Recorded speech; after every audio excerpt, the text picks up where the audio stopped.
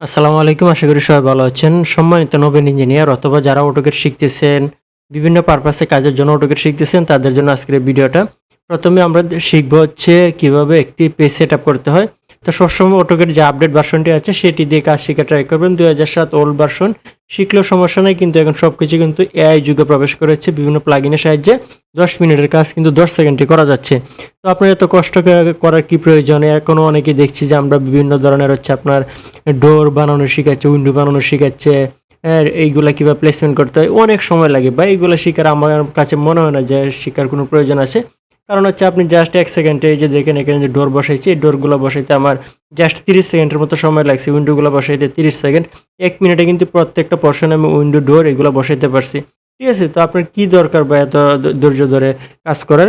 আপনি 10 মিনিটের কাজ 10 সেকেন্ডে করে ফেলবেন। এটাই তো হচ্ছে এখন বর্তমানে আর্টিফিশিয়াল যুগ, তাই না? এখন বিষয়টা হচ্ছে যে আমি আপনাদেরকে যেটা দেখাবো সেটা হচ্ছে কীভাবে পেজ সেটআপ করতে হয়।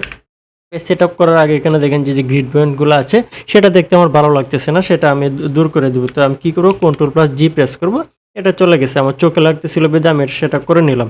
তারপর হচ্ছে আমরা পেজ সেটআপ করবো ডি এন্টার প্রেস দিয়ে। এখানে পপ আপ উইন্ডো আসবে, সেখান থেকে মডিফাইতে চলে আসছি আমরা।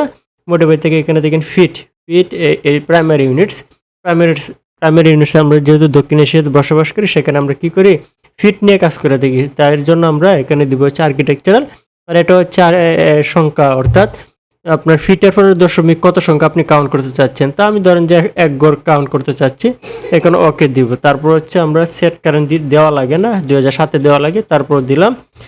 এটা করার পর হচ্ছে আমরা ইউএন এন্টার দিব, ইউনিট সেট আপ করবো। এখান থেকে কী করবো, আমরা আর্কিটেকচারাল দিব, আর এটা সেখানে যেটা দিয়েছিলাম যে এক ঘর, এখান দিয়ে ওকে দিয়ে দিব।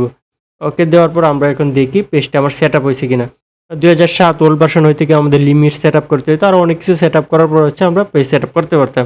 আমি এখানে ধরেন যে আমরা একটা 10 ফিটের একটা লাইন নিলাম। তো এই যে দেখেন 10 ফিটের লাইনটা আমরা একটু দেখি আমার পেজ সেট আপটা ঠিক আছে কিনা, নাকি ভুল করেছি আমি। অনেক সময় হচ্ছে এটা ভুল হইতেও পারে। এই যে দেখেন এটা কিন্তু এখন দেখেন একদমই ছোট দেখাচ্ছে, ঠিক আছে? এটা কিভাবে আমরা বড় করব সেটাও আমি এখন দেখাচ্ছি। ভিডিওটা ধৈর্য সহকারে দেখুন, ভিডিওতে একটা লাইক করে দিন। তো অনেক সময় আপনার এই যে পয়েন্টটা আছে, আমি আবার একটা লাইন নিচে পয়েন্টটা আছে, পয়েন্টটা অনেক সময় আপনার ধরবে না।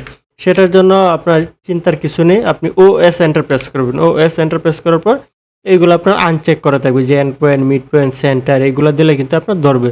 আমি কী করবো, এখান থেকে জাস্ট সিলেক্ট অলে দিবেন। সিলেক্ট অল দিয়ে আপনার কাজ করতে হবে, কারণ সবগুলো কিন্তু অতীব জরুরিভাবে প্রয়োজন অটোক্যাডে কাজ শেখার জন্য, কাজ করার ক্ষেত্রে। আমি জাস্ট এটা দিলে, আমি জাস্ট এটা একটু আপনাদের যেটা দেখাচ্ছিলাম সেটা দেখাই। আমি যদি এখান থেকে এই যে এন্ড পয়েন্ট, মিড পয়েন্ট তুলে নিলাম, ওকে দিলাম। এই যে এন্ড পয়েন্ট কিন্তু এখন আমার ধরতেছে, ঠিক আছে? আমি যদি সবগুলো তুলে নিই, তো সেন্টার, এই যে ক্লিয়ার অল, ওকে দিলাম। এখন দেখেন কী হয় বিষয়টা, এখন কিন্তু আমার ধরতেছে না, আমি কিন্তু লাইনটা পাচ্ছি না খুঁজে, যে কোথায় ধরবো, কম বেশি হবে কিন্তু। আপনাকে কী করতে হবে, তার মানে হচ্ছে ওএস এন্টার প্রেস করে, ওএস এন্টার প্রেস করার পর হচ্ছে সিলেক্ট অল, ওকে দিতে হবে।